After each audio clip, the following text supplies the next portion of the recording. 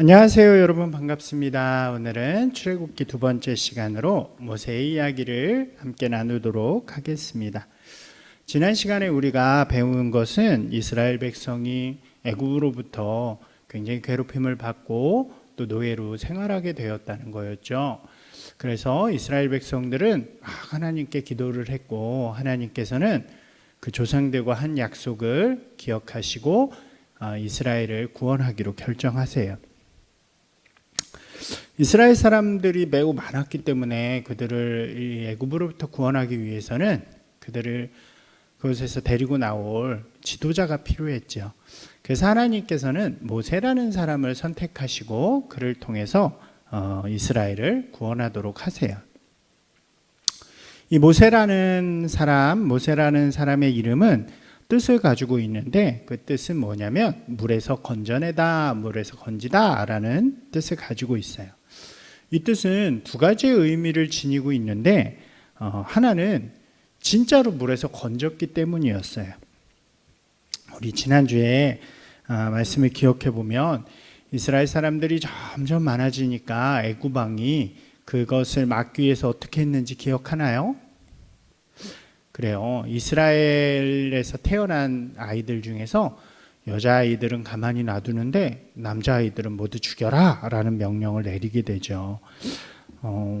그래서 그때 수많은 남자아이들이 죽게 되었어요. 그때 한 가정에서 아이가 태어났어요. 근데 태어났는데 남자아이인 거예요. 그래서 근데 이 아이가 너무도 이쁘고 또 귀엽고 사랑스러우니까 이 아이를 이렇게 죽이지 못하게 이 부모가 몰래 숨겨가지고 태어나지 않은 것처럼 그렇게 키우다가 조금 시간이 지나니까 아이의 울음소리도 커지고 너무 힘든 거예요.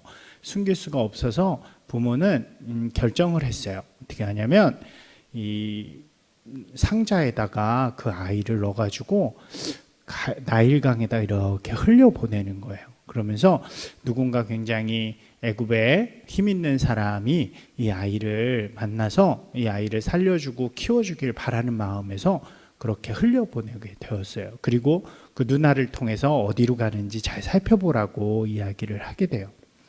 나일강을 통해서 그 상자가 이렇게 흘러가던 중에 놀랍게도 그 상자는 한 여인에게 이렇게 가게 돼요. 근데 그 여인이 누구였냐면 바로 애굽의 왕을 바로라고 부르거든요. 우리 파라오라고 이야기를 들어봤죠. 그래서 성경에서는 바로라고 하는데 바로의 딸인 공주한테 간 거예요. 이 공주가 결혼은 했지만 아이를 낳지 못해서 되게 괴로운 상황, 힘든 상황, 슬픈 상황에 있었는데 웬 상자가 이렇게 흘러오니까 거기서 아이의 울음소리도 나고 그러니까 이 아이가 나에게 주신 선물인가 보다, 이제 내가 키워야겠다라고 생각을 하고 그 아이를 키우기로 결정을 했어요. 그리고 물에서 그 아이를 건져내는 거예요. 그래서 그 아이의 이름이 뭐라고요? 바로 모세가 되는 거예요. 물에서 건져내다라는 이런 의미를 갖게 되는 거죠. 또 다른 하나의 의미는 이제 나중에 나오는데, 물에서 건진다는 의미는 물에서 빠졌을 때 막 죽어가잖아요. 우리가 살려주세요 그럴 때 이렇게 건져내잖아요. 그래서 그거를 구원하다, 살려주다 라는 의미예요. 그래서 구원하는 역할을 하는 사람이라는 의미가 되어지는 거죠. 바로 모세가 이스라엘을 애굽으로부터 이렇게 구원하는 역할을 하게 된다는 것을 의미하는 거예요. 이것이 바로 모세라는 이름의 두 가지 의미예요. 실제로 물에서 건져냈기 때문에, 그리고 나중에 이스라엘을 구원하는 사람이 되기 때문에 라고 말할 수 있어요. 애굽의 공주는 모세를 이렇게 물에서부터 구하긴 했지만 아이를 제대로 키울 수는 없었어요. 왜냐하면 키워본 적도 없고 낳아본 적도 없고, 제일 큰 문제는 아기에게 줄 젖이 나오지 않았기 때문이었어요. 그래서 아이를 잘 키울 수 있는 유모를 이렇게 구하게 돼요. 그때 마침 그 뒤를 몰래 따라왔던 누나가 이 애굽 공주에게 자기가 잘 아는 히브리 사람이 있는데, 이스라엘 사람이 있는데 아이를 잘 키운다고 얘기를 해줘요. 그게 누굴까요? 바로 모세의 엄마였던 거예요. 그래서 엄마가 추천을 받아가지고 이 유모로 가서 이 모세를 키우게 되는 거예요. 얼마나 재밌어요. 모세는 공주의 아들로 입족이 돼가지고 왕궁에서 그렇게 좋은 환경 속에서 또 좋은 것들을 먹으면서 또 왕의 훈련, 교육을 받으면서 그렇게 자라나지만 그 실제로 키우는 사람은 바로 엄마인 이스라엘 사람이 되는 거죠. 그러니까 이 엄마는 이 모세에게 진짜 너가 누구인지를 잘 알려주게 돼요. 그래서 뒤에 보면 모세가 비록 왕궁에서 컸지만 자기가 이스라엘 사람이라는 것을 알고 있게 되는 거죠. 그렇게 왕궁에서 잘 성장하면서 크던 중에 모세는 큰 어려움을 만나게 돼요. 하루는 이제 자기가 이스라엘 사람이라는 걸 알잖아요. 자기는 맛있는 것도 먹고 좋은 곳에서 자는데 지금 이스라엘 사람들은 맨날 노예처럼 힘들게 살아가는 거죠. 그래서 그 이스라엘 사람들이 사는 곳, 이스라엘 사람들이 일하는 곳을 이렇게 둘러보러 가게 돼요. 근데 때마침 그때 애굽 군인이 이 이스라엘 사람 하나를 막 괴롭히면서 때리는 것을 보게 되는 거예요. 이게 이 모세가 순간적으로 화가 너무 났어요. 그래가지고 주변을 이렇게 살핀 다음에 애굽 사람을 탁 밀치듯이 때렸는데 그만 이 애굽 사람이 죽어버렸어요.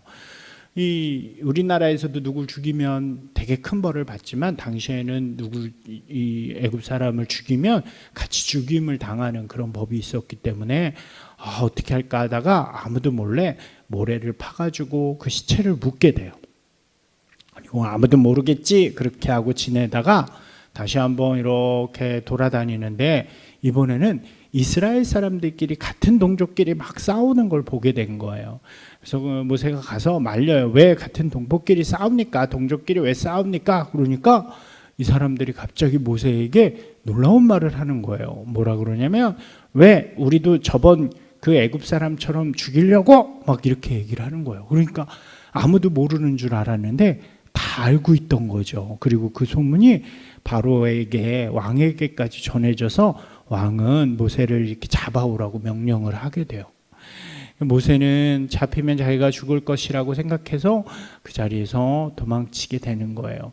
40년 동안 그렇게 왕궁에서 살고 또 좋은 것을 먹고 좋은 곳에서 자면서 교육도 받았지만 결국 그는 아무것도 이루지 못한 채 그렇게 도망가가지고 광야에서 살게 돼요. 광야는 아무것도 없는데요. 풀도 자라지 않고 막 이렇게 보면 그 나무도 없고 그런 데 있잖아요.